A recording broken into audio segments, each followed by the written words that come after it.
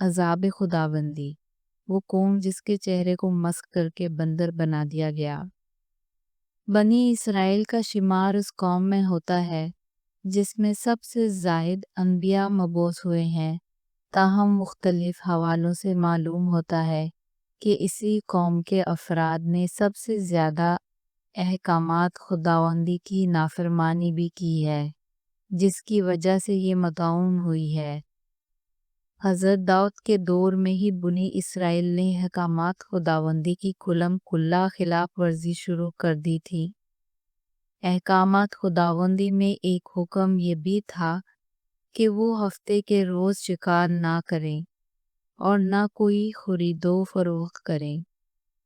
جب اس قوم نے تسلسل کے ساتھ اللہ کے احکامات کی نافرمانی شروع کر دی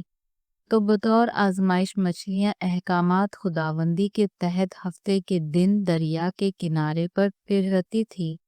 جبکہ دیگر دنوں میں دریا کی گہرائی میں چلی جاتی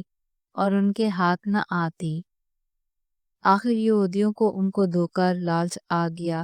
اور انہوں نے دریا کے کنارے نہر کھود کر اپنے جال ڈال دیے، اور وہ ہر ہفتے کو اپنا یہ معمول بنا لیتے، جبکہ دوسرے روز اس جال سے مچھلیاں پکڑ لیتے۔ اللہ کی طرف سے ممانعت کے احکامات کے باوجود یہودیوں کی طرف خلاف ورزی جاری رہی، جس پر یہ 3 فرقوں میں بٹ گئے۔ ایک تو وہ تھے جو کہ نافرمانی کرتے، اور دوسرے وہ لوگ تھے جو اس سے باز آ گئے تھے، اور تیسرے وہ لوگ تھے جو منع کرنے سے تھک گئے تھے اور منع کرنا چھوڑ دیا تھا۔ لیکن وہ بہتر تھے جو برابر منع کرتے تھے، اور منع کرنے والوں نے شکار کرنے والوں سے ملنا بھی چھوڑ دیا تھا۔ نافرمانوں کا سخت ہو کر کہنا تھا کہ تم ہم کو ڈراتے ہو، ہم ہر طور سے طاقتور ہیں، کوئی ہمارا کچھ نہیں بگاڑ سکتا۔ ایک دن لوگوں نے دوسروں کی آواز سنی تو دیواروں پر چڑھ کر دیکھا کہ ہر گھر میں بندر ہی بندر نظر آ رہے ہیں، اور ان کی کیفیت یہ تھی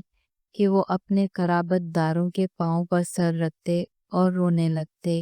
اور بہکوں خداوند، ان کے چہروں اور بدن کو مسخ کیا گیا۔ ان لوگوں کی شکلیں مسخ ہونے کے بعد بندروں جیسی ہو گئی، تاہم ہم لوگ کیونکہ آخری امت میں سے ہیں،